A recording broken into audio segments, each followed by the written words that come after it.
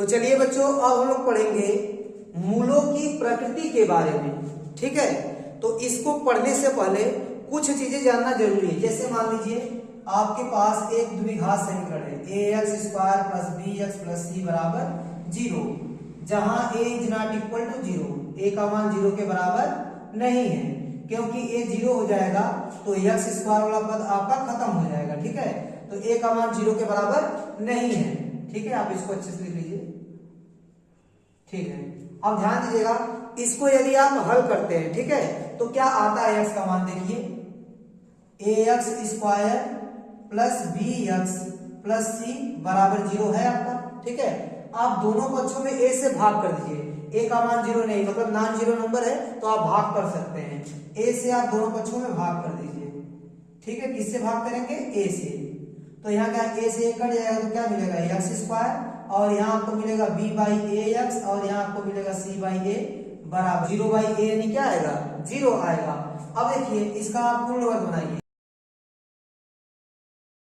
अब देखिए x का गुणांक कितना है, b बाई a। जब x स्क्वायर का गुणांक 1 होता है, जब x स्क्वायर गुणांक कितना होता है, 1 होता है, देखिए यहाँ 1 छिपा है। जब x स्क्वायर गुणांक 1 होता है तो x का जो गुणांक होता है, जैसे b बाई a है, उसके आधे का वर्ग हम लोग जोड़ते हैं और उसी को घटाते हैं, और जो बच जाता है उसको उतार लेते हैं, तब आपका पूर्ण वर्ग बन जाएगा। इन तीनों को मिलाकर आप क्या लिख सकते हैं, देखिए x plus b by 2a का होल स्क्वायर। देखिए यह a प्लस b के होल स्क्वायर को तोड़ेंगे तो आपको मिल जाएगा x स्क्वायर, और इसका स्क्वायर करेंगे तो यहाँ मिल जाएगा।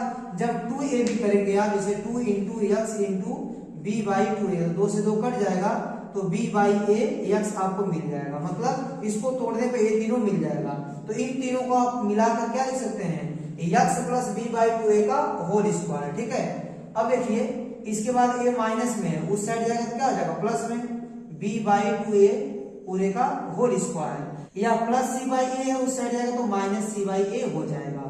चलिए इसको आगे सॉल्व कीजिए, x plus b by 2a पूरे का होल स्क्वायर बराबर a हो जाएगा b स्क्वायर, 2 का स्क्वायर 4, a स्क्वायर हो जाएगा माइनस c बाई a। अब देखिए x plus b by 2a है पूरे का होल स्क्वायर, यहाँ आप एलसीएम ले लीजिए 4a स्क्वायर, 4a स्क्वायर से 4a स्क्वायर को भाग करेंगे तो एक बार जाएगा, पूरा का पूरा कट जाएगा, एक बार जाएगा। एक का गुणा आप b स्क्वायर में कीजिए तो आपको मिलेगा b स्क्वायर, माइनस a से भाग देंगे 4a स्क्वायर में तो एक तो a कट जाएगा, आपको मिलेगा 4a। 4a का गुणा करेंगे c में तो हो जाएगा 4ac। ठीक है, अब ध्यान दीजिएगा, a हो गया x plus b by 2a, यहां से स्क्वायर हटेगा तो इस साइड प्लस लगेगा, माइनस लगेगा और करड़ी लगेगा, तो b square minus 4ac upon 4a square. क्या है यहाँ पर, देखिए 4a स्क्वायर। अब देखिए x plus b by 2a equal two plus minus, और a है आपका करड़ी में b square minus 4ac upon 4 का हो जाएगा 2, a स्क्वायर का हो जाएगा a, और x बराबर क्या हो जाएगा, a b by 2a plus में है, उस साइड जाएगा तो क्या हो जाएगा, माइनस में, तो माइनस b बाई 2a, और प्लस माइनस रूट में b square minus 4ac upon 2a। दोनों का हल समान है। ठीक है, तो अंश इसी प्रकार लिखा जाएगा, देखिए ध्यान दीजिएगा, अपॉन कितना है 2a। यह आपका x का मान निकल गया। दो ठो मान है, देखिए एक प्लस वाला लेंगे, एक बार माइनस वाला लेंगे। ठीक है, तो x का 2 मान आएगा, और यही आपका x का जो मान है दोनों, यही आपका क्या है, इस द्विघात समीकरण का मूल है। ठीक है, और इसी से आप पता कर सकते हैं कि मूल की प्रकृति कैसी होगी। इस फार्मूले को आप कह सकते हैं श्रीधराचार्य का फार्मूला, या आप बोल सकते हैं द्विघात सूत्र। क्या बोल सकते हैं, द्विघात सूत्र। तो देखिए बच्चों, इसी फार्मूले में जो करड़ी के अंदर वाला पार्ट है b स्क्वायर माइनस 4ac, इसी को हम लोग d से दिखाते हैं। किससे दिखाते हैं, d से, और इसी को हम लोग बोलते हैं विविक्तकर। क्या बोलते हैं, विविक्तकर बोलते हैं। इंग्लिश में क्या बोलते हैं, डिस्क्रिमिनेंट बोलते हैं। तो करड़ी के अंदर जो पार्ट है, ठीक है, जो हिस्सा करड़ी के अंदर है वही डिसाइड करता है कि मूल कैसा होगा। यानी तुम्हारा विविक्तकर क्या करेगा, ये डिसाइड करेगा कि जो x का मान है या जो द्विघात समीकरण का मूल है वो कैसा होगा। चलिए पता करते हैं कि यह डिसाइड कैसे करता है। तो बच्चों ध्यान दीजिएगा, अभी आपने फार्मूले का निगमन किया है, x बराबर minus B plus minus root में B square minus 4ac upon क्या है 2a। इसी को आप लिख सकते हैं minus B plus minus B square minus 4ac को लिख सकते हैं कर डी में डी, क्योंकि d का मान होता है बी स्क्वायर माइनस 4ac अपान 2a। अब देखिए तीन कंडीशन है, मान लीजिए कि d का मान 0 से छोटा हो, और दूसरी कंडीशन क्या है d का मान 0 के बराबर हो, और तीसरी कंडीशन है आपकी d का मान 0 से बड़ा हो। तो सोचिए कि 0 से छोटा कोई मान, जैसे आप मान सकते हैं d का मान 0 से छोटा मानना है, -2 मान लीजिए या -3 मान लीजिए। अब देखिए x का मान कितना आता है, x equal to minus B plus minus root में क्या है d का मान क्या है -3 बटे 2a। आप कोई भी निगेटिव नंबर ले सकते हैं। आपको पता होना चाहिए कि करड़ी के अंदर यदि कोई निगेटिव नंबर है तो यह संख्या कैसी होगी, वास्तविक नहीं होगी, इसको काल्पनिक संख्या बोलेंगे। क्या बोलेंगे, काल्पनिक संख्या, क्योंकि वास्तविक संख्या में आपने करड़ी के अंदर कोई निगेटिव नंबर नहीं देखा है। यदि करड़ी के अंदर निगेटिव आ रहा है इसका मतलब ये संख्या कैसी है, काल्पनिक है, या इसको आप बोल सकते हैं वास्तविक नहीं है, या आप इसको बोल सकते हैं अधिकल्पित है। ठीक है, तो यहाँ क्या हो जाएगा, मूल क्या हो जाएगा, काल्पनिक हो जाएगा, या आप बोल सकते हो वास्तविक नहीं है। लिख देंगे अतः मूल वास्तविक नहीं है, वास्तविक नहीं है, मूल वास्तविक नहीं है। अब ध्यान दीजिएगा, देखिए यदि d का मान 0 से छोटा होगा तो मूल वास्तविक नहीं होगा।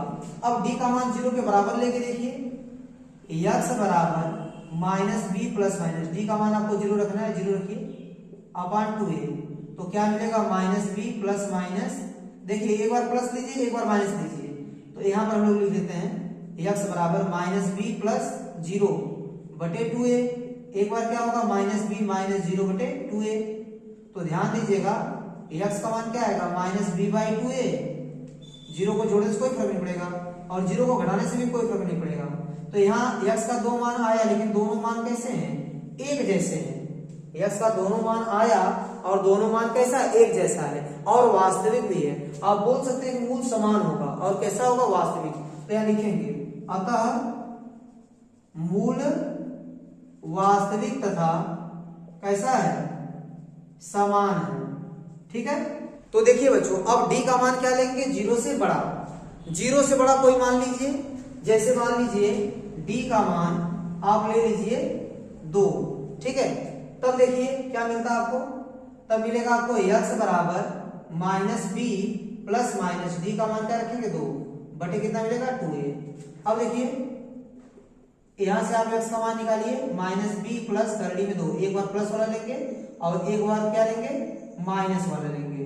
ठीक है, तो देखिए इसमें प्लस करड़ी में 2 है और यहाँ माइनस करड़ी में 2 है, यहाँ जुड़ा है और यहाँ घटा है, तो अलग अलग आंसर आएंगे।